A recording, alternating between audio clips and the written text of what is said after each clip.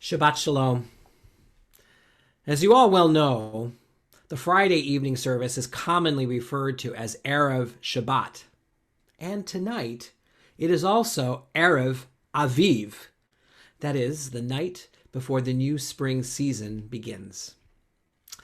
The lengthening days, their effect intensified by daylight saving time, bring green color back to brown lawns and inspire the daffodils and other spring flowers to make their grand re-entrance into our lives. We are also on the cusp of Pesach, the festival of our redemption. Jewish tradition includes a special Shabbat right before the holiday called Shabbat Hagadol, the Great Shabbat, which commemorates the days leading up to the Exodus from Egypt. A special haftarah is read, and an expansive sermon is offered by the rabbi, which, by tradition, features extensive instructions for cleaning one's house in order to remove all chametz before Passover. But to put aside any risk of misleading you, Shabbat Hagadol is actually next week. I mention it tonight because this week is indeed a significant moment, a large moment, if not a grand one. And it is a moment when the texts of Pesach have poignant relevance. In the Haggadah, we read, "My father was a wandering Aramean. He went down to Egypt with meager numbers and sojourned there, but there he became a great and very populous nation." These words, central to the Haggadah, the story of Passover that we remember at our tables each year, come from Deuteronomy, at the moment when God instructs the Israelites upon entering the Promised Land to offer up the first fruits of their harvest. They are then to recite a short narrative of their history, beginning with the earliest ancestors and ending with their own arrival at the land. Now, Torah being Torah, the meaning of this passage has been the subject of intense debate for many centuries. Rabbi Brant Rosen writes, according to most commentators, the wandering father is identified as Jacob. This would certainly fit neatly into the biblical narrative, as Jacob did indeed go down to Egypt with his sons during a period of famine. In the traditional Passover Haggadah, however, the rabbis translate the Hebrew, "My father was a wandering Aramean," in Hebrew, Arami Oved Avi, very differently. By changing the vocalization of the Hebrew, messing around with the letters a little bit, Oved becomes, which means wandering, becomes Ibed, which means destroyed. So then, with those changes, the text would mean an Aramean sought to destroy my father. The Haggadah identifies this would-be murderer as Laban, who, by threatening Jacob, sought to uproot us all. So which translation is correct? The classical commentator Rashi supports the Haggadah's interpretation, that is, murderous Laban is the wandering Aramean, while others stick with the traditional interpretation of Jacob as the wandering Aramean. As I read the text this week, I was startled at the significance of understanding the origin of our people's Exodus story as one man running for his life. A person running to a new land to save their life, it is a story. It is our story as Jews, and in somewhat varying contexts, it is the story of every other immigrant people who have found their way to America. I was chilled and sickened to see with horrifying clarity that this week, immigrants are having to run for their lives in America. On Tuesday, a young white man with a gun killed 8 people, 6 of whom were Asian American women. The next day, in a completely different situation, on a busy city street in San Francisco, a 67-year-old Asian woman who had immigrated from China was assaulted on the street in an unprovoked attack by a man who just walked by her. And earlier that morning, an 83-year-old Asian American man was also assaulted, and police believe that the same man perpetrated both attacks.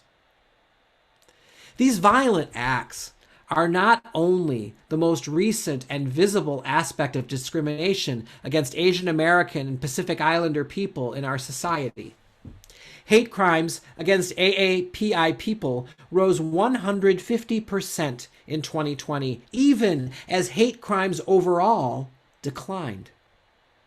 This is a systemic problem rooted in xenophobia, in racism, and sexism, and is heightened by the toxic climate of white nationalism that has racked our country in recent years. Does this make you angry? I hope so, because it is the inattention of other people with privilege that has allowed this current crisis to spread without enough people speaking up in support of AAPI people in America. The politicization of the COVID pandemic, with the former president constantly blaming the outbreak of the virus on the Chinese government and calling it the China virus, kicked off this wave of violence against AAPI people. But the roots of racism, of fear, of otherness has long been present in our society. And as we well know, it is acutely visible in the centuries of violence and oppression against Black people in our country, and in recent years by the demonization of Latinx people in the horrible politics of an administration that turned our southern border into a humanitarian crisis zone. Anti-Asian bias is not limited to white nationalists. It is also a problem within our Jewish community. Yesterday, a young Jewish woman named Rebecca Kuss published an essay on the feminist website Hey Alma entitled, "Asian Jews Are Suffering. We Need You to Listen." She wrote, "Over the years, I've dealt with a lot of reactions to the fact that I am Korean and Jewish. They've ranged from the absurd, 'Are you sure?' to the angry, 'That's not possible,' to the utterly exhausting, 'Wow, so are you adopted?' But the through line for most people, especially those within the Jewish community, when confronted with the story of my identity, is disbelief. It is like one look at my Korean face tells them all they need to know about my Judaism, which they cannot conceive to be as real or as good or as valuable as theirs." Kuss goes on to describe shocking stories from her life in which she was disrespected, objectified, and discriminated against for being Asian within her Jewish world. It is sobering and distressing reading. And I have one more story to offer about anti-Asian violence within the Jewish community. And this one hit me right in the heart. My Jewish, Chinese, American husband, John, has had to endure racism in Jewish spaces more than once. In this story that I will share, we were in a congregation, not this one, for the High Holy Days. At an oneg, following Erev Rosh Hashanah services, John and I were standing together talking with some other people. And a man approached us and introduced himself, and with an almost gleeful urgency, he looked John right in the eyes and he said, "Oh, So I guess I better not say any blank jokes. I won't repeat the vulgar word he used, but it was a recognizable racial epithet used for AAPI people. No one laughed. John responded, "Why would you do that?" And the conversation was over. I'm grateful to my husband for giving me permission to share that story with you tonight, because I can't imagine what it was like for him to hear it being told. Anti-Asian and Pacific Islander bias and discrimination is a serious American problem, and it is a Jewish problem too. As I wrote last night with my friend and colleague Jackie Schreier, we must offer solidarity to members of the AAPI community locally and nationally. Jewish tradition commands us to pursue justice wherever and whenever we see injustice, and to love our neighbors as ourselves. Our sages taught that all people are descended from a single human being, Adam, so that no one can say my ancestor is worthier than yours. There is no room for racism and discrimination in the creation made by the Eternal One, as we are all members of the same human family. All people of goodwill must stand up for the inherent dignity of every human being and to work within their means and their capabilities to stand up against white supremacy, racism, and discrimination in all their forms. Every person has the right to be treated with respect and to live and prosper in a society without fearing violence. It is up to each of us to do our part to make this so. I will close with a prayer written quite literally for this very moment by the Jewish liturgist and poet Alden Salovey. For our U.S. Asian community. O people of conscience, cry out against hatred and anger.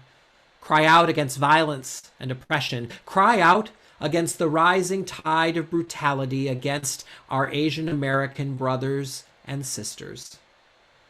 Author of life, source and creator, grant a perfect rest under your tabernacle of peace to the victims of the massacre in Atlanta, Georgia, whose lives were cut off by violence in a rampage of aggression beyond understanding. May their souls be bound up in the bond of life, a living blessing in our midst. May they rest in peace. God of justice and mercy, remember the survivors and the witnesses of this attack, witnesses to shock, horror, and dismay. Ease their suffering and release their trauma so that they recover lives of joy and wonder. Grant them your shelter and solace, blessing and renewal. Look with favor, God of love, upon Asian American communities throughout our land and all communities targeted for violence. Grant them your protection. Remember them with comfort and consolation.